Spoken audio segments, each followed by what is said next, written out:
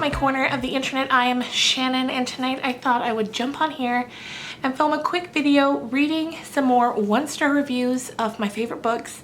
I've also included at the end reading a couple one-star reviews of a book I did not like. This was requested by one of you guys in the comments of the last video like this I made. You guys really seemed to like that video, so I thought, you know what? Let's do it again. Because it's just, it's so funny to me. And I always find it really interesting how someone can read something and it can resonate with them and it can mean a lot to them. And then someone else can read the same thing and think it's absolute garbage. So it's interesting, you know, there's no right or wrong way to feel about any particular book. You know, if I like a book and you don't, that's okay, or vice versa. But I love reading the one-star reviews. And if you ever want to have a laugh, go to Goodreads, read the one-star reviews. It'll make you laugh. So let's jump on into this. The first one we're going to do tonight is another one of my all-time favorites, as you know if you've been around this channel for a while, and that is Anne of Green Gables. I think Anne is just the best, and that's a book that I read as a child. I'm sure if you read Anne of Green Gables as an adult, maybe you're not going to have the same sort of connection that you might have when you were a child, but let's just get into these reviews. Here we go. When Anne starts talking, usually a wall of text appears. Needlessly long, painfully boring, overly emotional, and with an abundance of irrelevant details. I don't have enough patience to read this book.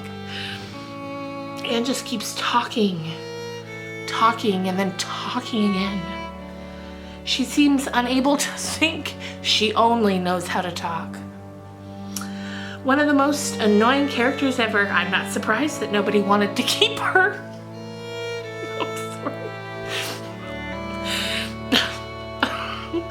I'm with Marilla when she says, "For pity's sake, hold your tongue." I love that. I actually hadn't gotten to that. I'm not surprised nobody wanted to keep her line when I was just kind of skimming through the reviews. Ouch. Okay, the next one here. Again, for Anne of Green Gables. I'm afraid to say this out loud, since it will probably make it impossible for me to ever get a Canadian passport, but I really can't stand this book. It's just slow and boring. Tried reading it as a kid, as a teenager. I've even tried again just recently, but I can't get through it. There you go. It's just not for some people. And this final review of Anne, it was quick, short, sweet, to the point, and it just says, Anne's only character trait is being a naive idiot. I mean... Okay, so the next one that I wanted to do this for is The Great Gatsby by F. Scott Fitzgerald. I loved The Great Gatsby. I enjoyed reading that so much. I've read it a few times. I really, really enjoyed it. I didn't love the movie that came out a while ago now, over a decade probably. I didn't love it. I find a lot of times when the story's told, they try to tell it like it's a love story, when to me it's really not. But let's see what some of these people thought of The Great Gatsby. Thank God this book is over. I never felt that much relief after finishing the book. This is a nightmare for me. I mean, what exactly is written in this novel? The Great Gatsby is considered one of the greatest American novels of the 20th century. To be honest, I don't care about its hype anymore. I pick F. Scott Fitzgerald's work because I thought it would blow my mind. It did, but not in a good way. I'm not one of those readers who do not finish the book, but I thought at least 3 times to do it. The book is so monotonous that it suffocates me. The characters are ridiculous. And the narration is all over the place with loose ends. People have different opinions on this book. For some it portrays unconditional love, but for me, it was plain dumb. Jay Gatsby and Daisy love each other, but she married Tom because Jay was away for some time and broke. And after 5 years, Gatsby returns with enormous property and wants Daisy in his life. Tom has an affair. Daisy knows but doesn't care. With the help of Daisy's cousin Nick, Gatsby rekindles his love. Now there are unnecessary details, out-of-line characters who are self-centered and egotistic.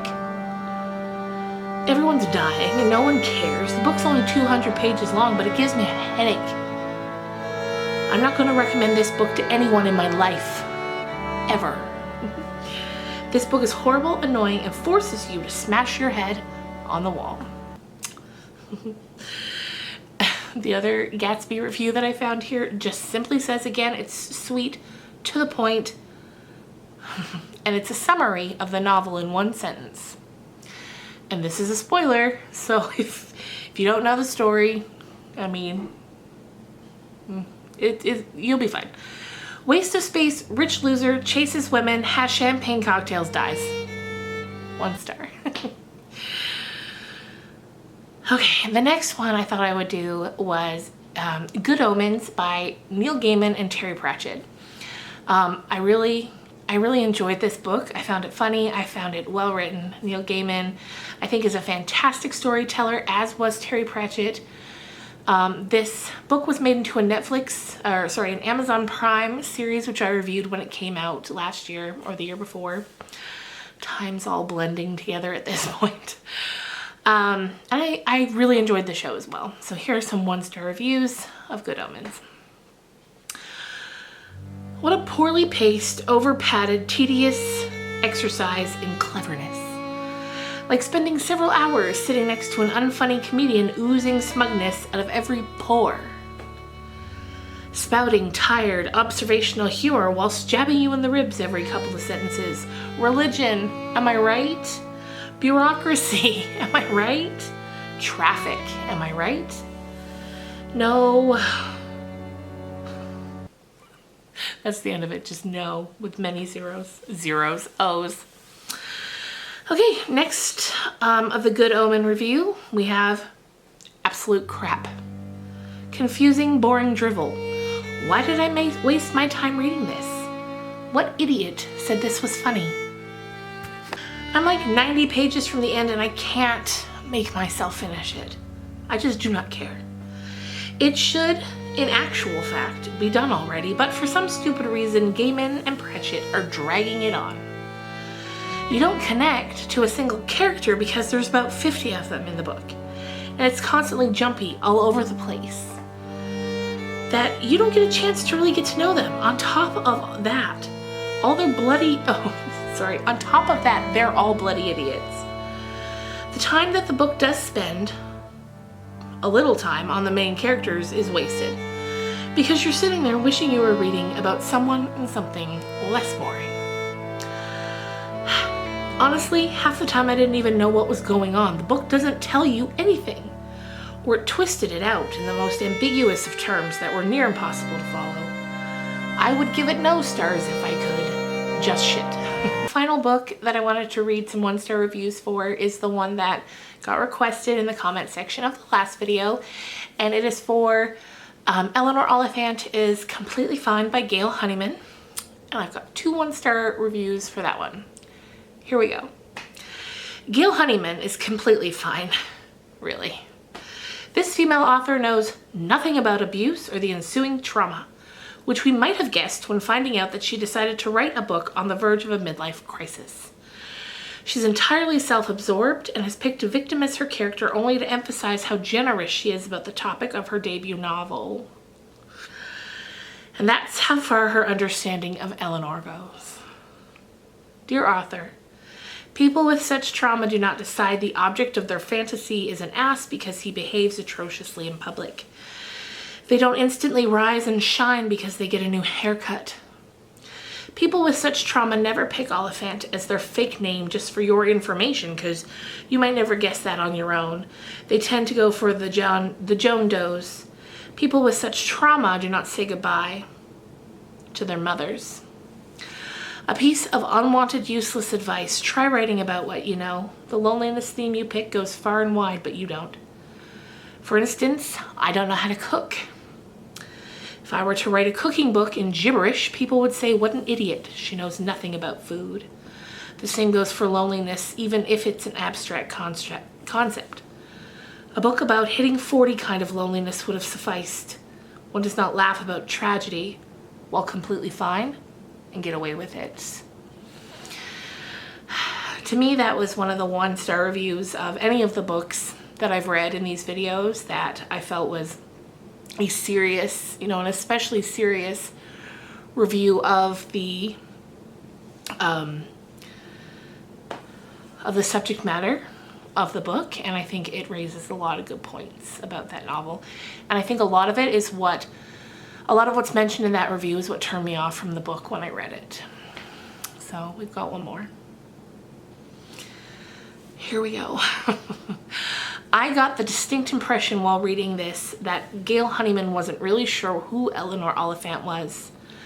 The whole beginning of the book described an alien removed from society who's later discovered to be a deeply psychologically hurt woman.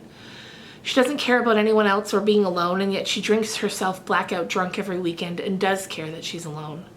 Which is it? Does she care or doesn't she? I don't think Gail Honeyman knows or cares herself. Eleanor is a contradiction of a human being, and not in the way a fully fleshed out character is. You can be a human contradiction and still be believable, but Eleanor's not. She thinks a man who leaves a button open on his vest is husband material, but doesn't explain why. When trying to make a decision, she thinks what a ferret or a salamander would do, and that works. She doesn't know what Top Gear is. I'm American, and even I know what Top Gear is. It makes no sense why she would buy a mug with Top Gear on it when she could just buy a plain mug instead. She chooses a bikini wax without knowing what it is, and then goes apeshit when it's not what she expected. Whatever that would be. She doesn't care that people think she's weird, yet she does care and belittles everyone for it. And then she's upset that everyone thinks she's odd, she's rude, and a mess of a character.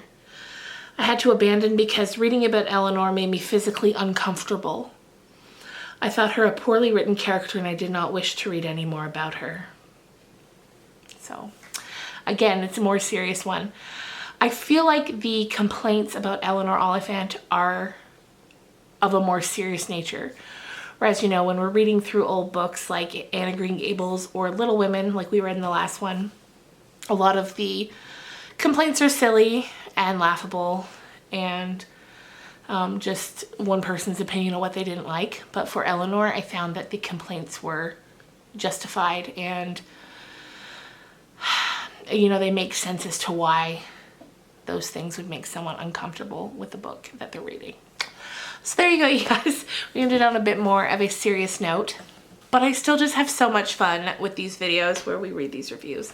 So once again, if you liked this, let me know, and down the road I'll film another one because I have a lot of favorite books and people have a lot of differing opinions.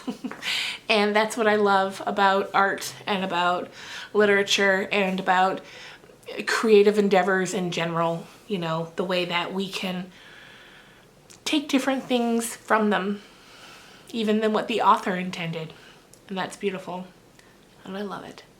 And I hope you guys are doing well.